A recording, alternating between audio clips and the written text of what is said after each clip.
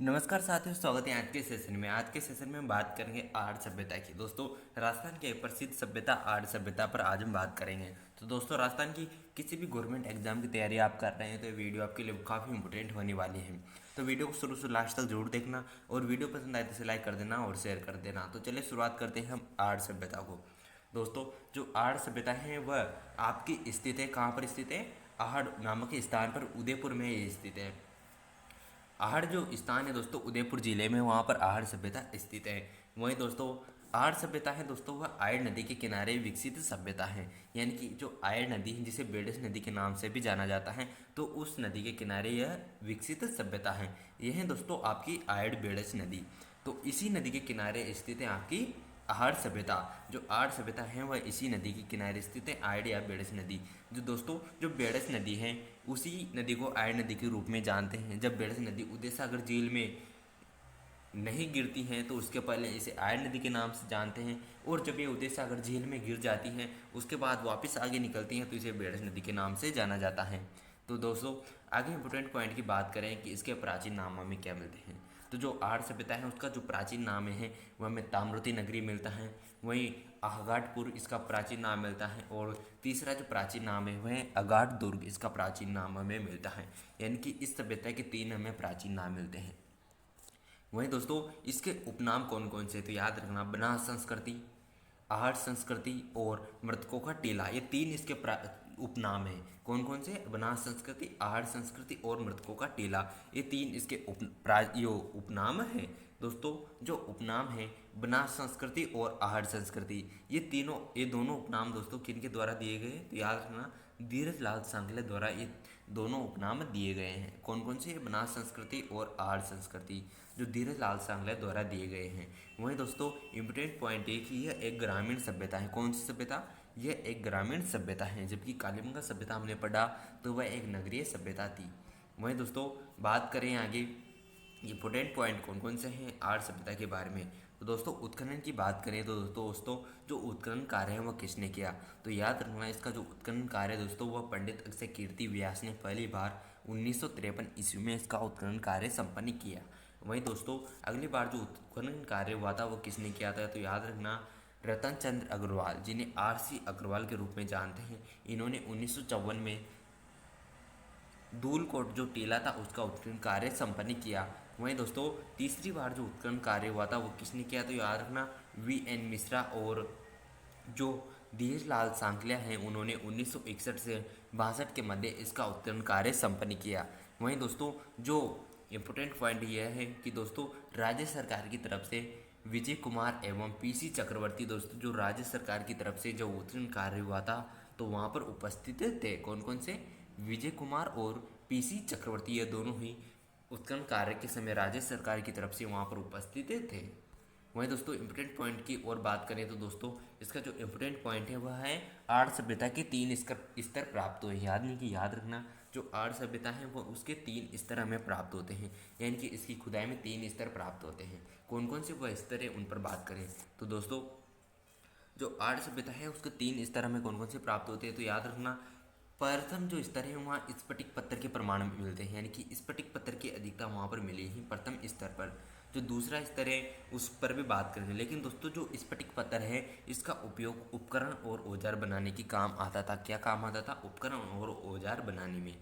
वहीं दोस्तों दूसरा जो स्तर है वह लोहा कांस्य से तांबे के उपकरण यहाँ से प्राप्त हुए हैं। यानी कि लोहा कांस्य और तांबे के उपकरण हमें सेकंड स्तर से प्राप्त हुए हैं। वहीं जो तीसरा स्तर है वो है मृदमान, यानी कि मिट्टी से बने हुए पात्र हमें यहाँ से प्राप्त हुए। यानी कि यहाँ पर हमें तीन स्तर प्राप्त हुए जो हमने इस वीडियो में देखे। वहीं दोस्तों बात करते हैं और आगे इंपॉर्टेंट पॉइंट कौन कौन से बनते हैं आर्य सभ्यता से। दोस्तों सबसे पहले यहाँ ज्ञात हुआ जब आहड़ नामक स्थान पर उत्खनन कार्य हुआ। यानी कि जो आहड़ नामक स्थान है उसका उत्खनन कार्य होने से हमें आर्य सभ्यता के बारे में प्रमाण प्राप्त हुए हैं। वहीं दोस्तों इसके मकान की बात करें कि आर्य सभ्यता के मकान थे वो किस प्रकार के थे, तो याद रखना, कच्ची ईंटों से मकान निर्मित थे। किससे निर्मित? कच्ची ईंटों से मकान निर्मित थे। ये मकान दोस्तों अधिकांश जो आयताकार मकान थे, यानी कि इस सभ्यता के जो मकान थे वह आयताकार मकान थे। वहीं दोस्तों बात करें कि यहाँ पर सामूहिक भोजन, यानी कि मिलकर यहाँ पर सामूहिक भोजन व्यवस्था के प्रमाण में प्राप्त होते हैं। इसके प्रमाण में कैसे प्राप्त होती है? यानी कि याद रखना, इस सभ्यता से दोस्तों एक मकान ऐसा था जिसमें एक से अधिक चूल्हे की व्यवस्था यहाँ पर प्राप्त, यानी कि एक मकान में एक से अधिक चूल्हे की व्यवस्था भी यहाँ से प्राप्त हो, जिससे यह अनुमान लगाया गया कि यहाँ पर सामूहिक भोजन व्यवस्था के प्रमाण है। वहीं दोस्तों एक इम्पोर्टेंट पॉइंट है कि यहाँ से एक मकान में 6 चूल्हे प्राप्त हुए हैं। वहीं दोस्तों जो चूल्हे प्राप्त हुए हैं उनमें से एक चूल्हा ऐसा है जिनमें मानव की हथेली के निशान है, यानी कि जो चूल्हा है उस पर मानव की हथेली के निशान हैं। वहीं दोस्तों यहाँ पर बिना हत्थे के जलपात्र प्राप्त हुए, यानी कि जो जलपात्र थे वह बिना हत्थे के थे, उनमें पकड़ने का कोई साधन नहीं था। तो दोस्तों यहाँ पर गोरे और कोटे अनाज संग्रह के पात्र भी हमें प्राप्त हुए हैं। दोस्तों जो बिना हत्थे के जलपात्र थे उनसे क्या संबंध था, तो याद रखना ईरान और बलूचिस्तान से इनका संबंध के प्रमाण है, क्योंकि दोस्तों जो ईरान और बलूचिस्तान है वहाँ पर से भी हमें बिना हत्थे के जलपात्र प्राप्त हुए हैं, जो जलपात्र हमें आर्य सभ्यता से प्राप्त हुए हैं, यानी कि दोनों का संबंध यहाँ से हमें प्रमाणित होता है।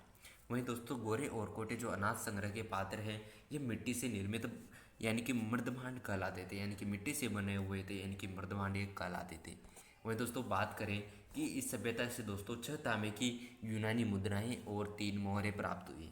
जो 6 तांबे की मुद्राएं और 3 यूनानी मोहरें थी वह दोस्तों यूनानी जो मुद्राएं थी वह जो मुद्रा थी उस पर यूनानी भाषा में लेख लिखा हुआ था, और दूसरी जो यूनानी मुद्रा थी उस पर अपोलो का चित्र था, यानी कि एक तरफ तो उसमें यूनानी भाषा में लेख था और दूसरी तरफ उसमें अपोलो का चित्र था। जो अपोलो का चित्र था दोस्तों वह हाथ में तीर लिए हुए थे और पीठ के पीछे जो तरकस लगा हुआ था, यानी कि हाथ में तीर था और पीछे तरकस बंधा हुआ था जो अपोलो थे, यानी कि इस प्रकार की यहाँ पर यूनानी मुद्राएं प्राप्त हुई हैं।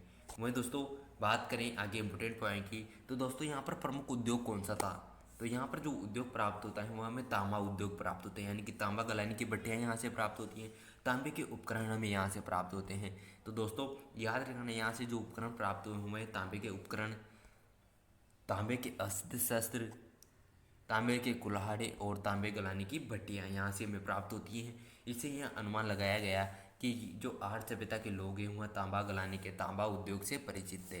वहीं दोस्तों आर्य सभ्यता से हमें बेल की आकृति प्राप्त होती है। जो बेल की आकृति है दोस्तों वह प्राप्त होती है जो टेराकोटा पद्धति में निर्मित, यानी कि टेराकोटा पद्धति में निर्मित हमें यहाँ से बेल की आकृति प्राप्त होती है। जो बेल की आकृति प्राप्त होती है दोस्तों वह पुरातत्व इसे बनासियल बुल की संज्ञा देते हैं। जो बेल की आकृति है वह बनासियल बुल की संज्ञा दी जाती है। दोस्तों जो गोपीनाथ शर्मा है वह कहते हैं कि यहाँ के लोग कृषि से संबंधित थे। जो गोपीनाथ शर्मा के अनुसार यहाँ के लोग कृषि से संबंधित थे। जो कृषि कार्य कैसे संबंधित थे, तो यहाँ के लोग थे वह ज्वार और चावल के प्रमाण यहाँ से प्राप्त हुए हैं। तो दोस्तों आर्य सभ्यता के लोग रंगाई और छपाई के जो कार्य थे व्यवसायिक था उससे भी परिचित थे। दोस्तों इस सभ्यता से चक्रकूप पद्धति के प्रमाण मिले हैं। जो चक्रकूप पद्धति थी दोस्तों वो पानी सुखाने की काम आती थी। किस काम आती थी? पानी सुखाने की काम आती थी चक्रकूप पद्धति।